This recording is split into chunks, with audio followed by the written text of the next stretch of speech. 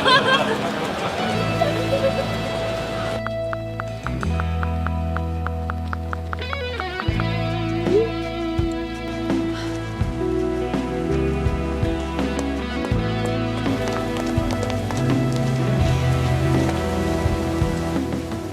have you been? I've been waiting for you here for a long time. This entire sequence you just watched was created inside Cinema Studio 2.0. And you'll notice that the characters stay consistent across shots, and the dialogue delivery is also good. I also made a video earlier on Cinema Studio 1.0 where we explored the previous workflow. If you haven't watched that yet, I highly recommend checking it out. You can access the Cinema Studio 2.0 through Higgsfield website, or you can access directly via this link given in description. Let's start by creating our movie shot images. One of the biggest problems users face when creating an AI movie is character consistency. To solve that, we have the reference elements feature. For example, if I type in the prompt, "a woman sitting on a sofa at home wearing a red deep-necked dress," and mention my model name, then tap the generate button, you'll see that the image looks exactly like my model. That's because of the element reference feature. Here's how to set it up properly. Tap on Reference Elements. Then click Create New Element. Upload at least 3 images of your character in different poses. You can create them easily using Nano Banana Pro. You can even upload a short video for stronger consistency. Next, give your character a name. Add a short description, optional but recommended. Then tap Create. Now Cinema Studio 2.0 knows exactly who you're referring to. As you can see, I get the same model consistently in my results. This is one of the best features for maintaining character consistency.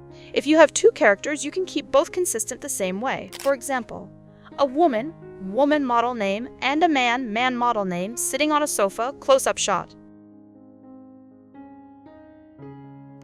And as you can see, I get exactly what I want, while keeping both characters consistent. Now, if you look closely, you'll notice a small emoji icon next to the model name. When you tap on it, you can set the mood of your character. Each emotion category has 3 levels of intensity. Let me explain this clearly. Level 1, low intensity. I abandoned my child. I abandoned my boy. Level 2, medium intensity.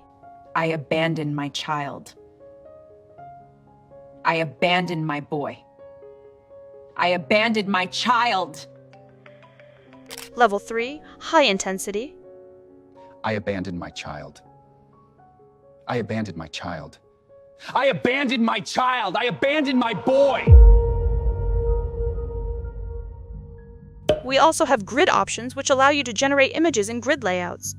This is useful when you want to see multiple variations at once. If you like any image from the grid, you can upscale it easily. You'll notice there are many useful options here, and most of them were already available in Cinema Studio 1.0. The newly added feature in version 2.0 is the 3D Scene option. When you tap on 3D Scene, you can move your camera inside a 3D space. This allows you to explore the environment from different perspectives instead of regenerating images again and again. You can even generate a new image directly from the angle you choose. There's also an Angles option that lets you quickly switch between different viewpoints to create images from various angles, so you can use any of these options to create images from different angles. The video section of Cinema Studio 2.0 has received a massive upgrade. You can see many new features here. Now we have direction modes, genre options, speed ramp control, and the ability to add up to 3 characters to your scene. Let's explore each of these new features one by one. First, we explore direction modes. It's very important to understand when to use single shot and when to use multi-shot direction. Let's go through them one by one. As you can see, I have 2 images. In the first image, a message is being typed. In the second image, the message has been sent. I added the message typed image as the first frame and the message sent image as the second frame. Then I entered my prompt and set the duration to 5 seconds. I kept the rest of the settings as default. Now let's tap the Generate button. As you can see, I get exactly what I want. In this case, multi-shot doesn't make sense because it's just one continuous action. Now let's look at a multi-shot example. I have this image, and I want to show the following sequence. Rain falls gently. Red heart decorations hang from lampposts. Couples laugh under umbrellas. A woman, dressed beautifully but slightly drenched, stands outside a restaurant checking her phone. These are basically my script lines. Since I want to show multiple moments within the same scene, I paste this full script into the prompt and choose multi-shot mode. Because I'm showcasing multiple actions, so multi-shot makes more sense here. So you have to choose wisely based on what your scene requires. To understand this better, watch this comparison. Here, I used a specific prompt and selected single-shot direction mode. Do you even know how much I love you? You don't care about me at all. Then, using the exact same prompt, I created another video but selected multi-shot direction mode. Do you even know how much I love you? You don't care about me at all. Do you see any difference? It looks almost the same as the previous one. Why? Because my prompt didn't include any clear signal for multiple shots or scene transitions. Multi-shot only works when your prompt describes progression or different visual moments. I hope this helps you clearly understand the difference between the direction modes and when to use each one. Earlier in the image section, I showed you the element reference feature. You can find the timestamp for that in the description. Now you can also use the same feature inside the video section. To do that, tap here and then select Add Characters and Props. The rest of the process is the same. Now here's one of the most powerful use cases of the element reference feature. For example, you have an image of a character wearing a cap, with her face partially hidden.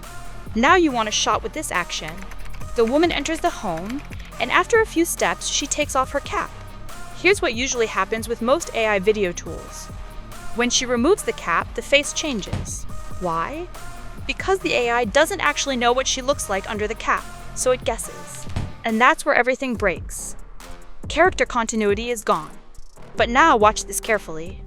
When she removes the cap, it's the same woman. No random face. No identity shift. No strange transformation. So how do you achieve this? Simple. When writing your prompt, include the character's name in brackets. Now Cinema Studio 2.0 knows exactly who you're referring to. It keeps the identity locked. If this explanation just solved a problem you've been struggling with, then I think I've earned your subscription. That's it for today. In this video, I broke down Cinema Studio 2.0 by focusing on the real issues we face when creating AI movies. Now I'd love to hear from you. What's the biggest challenge you're facing while creating AI films? Let's discuss it in the comments.